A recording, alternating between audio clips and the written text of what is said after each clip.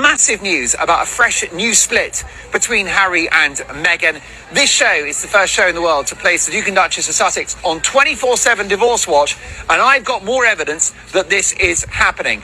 Mark, is this comedy? The fact that you're on Rodeo Drive, filming a knockoff tabloid segment about Meghan while pretending to be the royal correspondent for GB News, that's not just embarrassing. It's a cry for relevance from a man whose career peaked during Balls of Steel. Literally. Let's talk about who you really are, Mark Dolan. You're not breaking news. You're not a journalist. You're a washed-up British comedian who used to host prank shows on Channel 4 and cut up face masks live on air to prove what exactly? That the pandemic was a joke? That science hurts your feelings? You parlayed that stunt into a slot on GB News, the dollar store Fox News of the UK. And now here you are, cosplaying as a Beverly Hills insider, while stalking Meghan and Harry from the buy one get one free rack of public discourse. Divorce Watch? Baby, your career is the real thing on life support.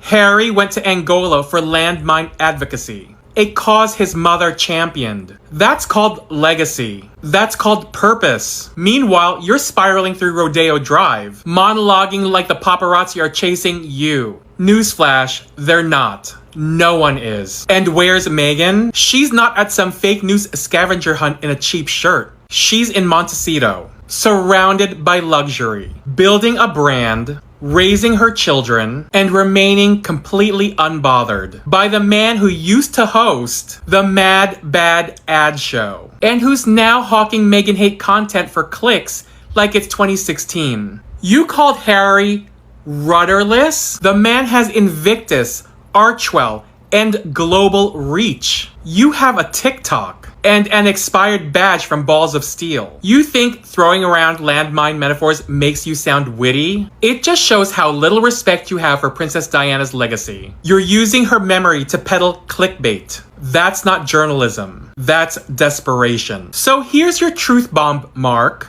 Meghan isn't going anywhere. She's not getting divorced. She's thriving. And every time she smiles, men like you disintegrate because you'll never have something that beautiful, that elegant, that impactful, or even be that relevant.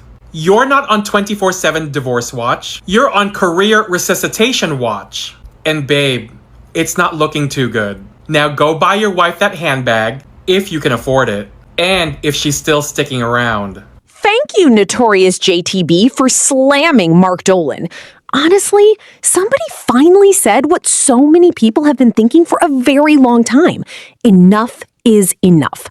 There comes a moment when the constant negativity aimed at the Duke and Duchess of Sussex stops looking like commentary and starts looking like obsession, and people are beginning to notice it more than ever before. The public is not blind. Audiences can clearly see the difference between balanced discussion and individuals who seem determined to build entire careers from attacking Prince Harry and Meghan Sussex day after day, week after week, month after month. And the thing that makes this entire situation even more unbelievable is how predictable it has become.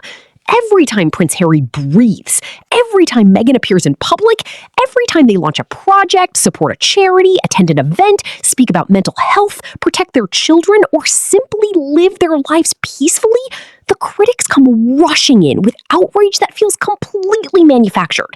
It is almost as though certain commentators wake up every morning searching desperately for another reason to drag the Sussexes into controversy, because without that negativity, the attention disappears. That is why so many people appreciated the energy behind that response. It was direct. It was unapologetic. It carried the frustration that supporters of the Duke and Duchess have felt for years. Because at some point, people have to ask themselves a serious question. Why are Harry and Meghan still the center of attention for individuals who claim to dislike them so much? Why spend endless hours discussing people you supposedly cannot stand? Why dedicate platforms, interviews, social media posts, and dramatic monologues to a couple who already stepped away from royal duties years ago? The answer is becoming clearer every single day. Prince Harry and Meghan generate attention. They generate headlines. They generate clicks. They generate reactions. And for many critics, that attention has become profitable. That is the uncomfortable truth nobody wants to admit openly. There are commentators who have built entire brands around attacking the Sussexes because outrage sells. Negativity trends faster than kindness. Manufactured scandals attract more engagement than positive stories. And sadly, there are people willing to exploit that formula repeatedly because it keeps their names circulating online. But here is the part that truly frustrates supporters of the Duke and Duchess. Harry and Meghan have consistently tried to move forward. They relocated. They built a new life. They focused on family. They launched charitable initiatives. They created projects centered around mental health, veterans, women's empowerment, and community support. Yet somehow, even their silence becomes controversial. Even moments of peace are twisted into drama by critics desperate for another viral moment. And people are tired of it, completely exhausted. What makes the attacks even more ridiculous is the double standard. When other public figures protect their privacy, they are praised for setting boundaries. When Harry and Meghan do it, suddenly they are accused of hiding something. When others speak openly about trauma, they are called brave.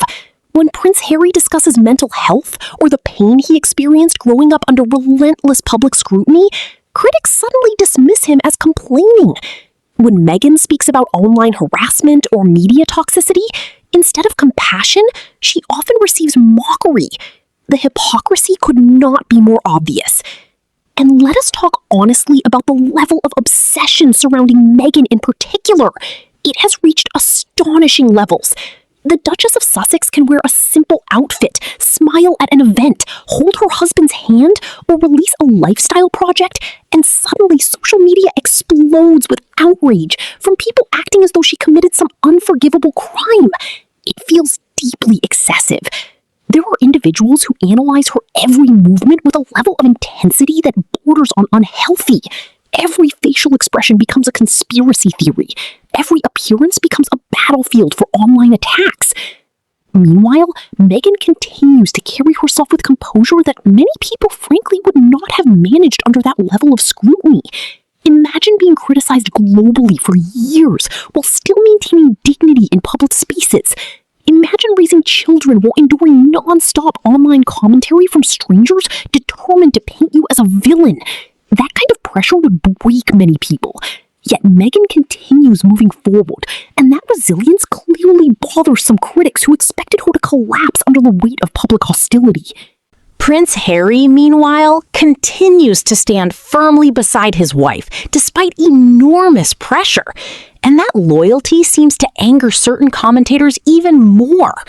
There appears to be this strange expectation from some corners of the media that Harry should abandon Meghan to satisfy public critics, which is honestly unbelievable when you stop and think about it. A husband supporting and protecting his wife should not be controversial. Yet every time Harry defends Meghan, there are people acting offended by the idea that he prioritizes his marriage and family. That says more about the critics than it does about the Sussexes. And perhaps what unsettles certain commentators the most is that Harry and Meghan refuse to disappear. Despite the attacks, despite the endless negativity, despite the mocking headlines and online insults, they continue evolving.